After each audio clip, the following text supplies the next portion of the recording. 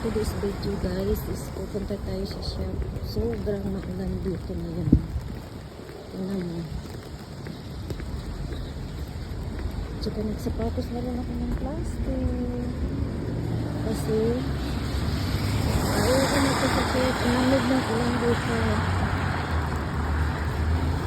Hindi katulad sa Pinas na ayaw mo ibigin ang tubig. Dito sobrang plastic. Ako sa picture ko mo, basta ka na lang.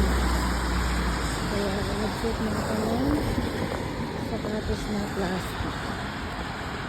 Kasi dito talaga mag-suit ka ng sapatos na plastic pag tag-ulan. Sobrang lamig. Hindi pwedeng hindi ka magsusuot. Diba? Sige guys, pasok na ako sa shop. Sige, samahan mo ako. Bye-bye.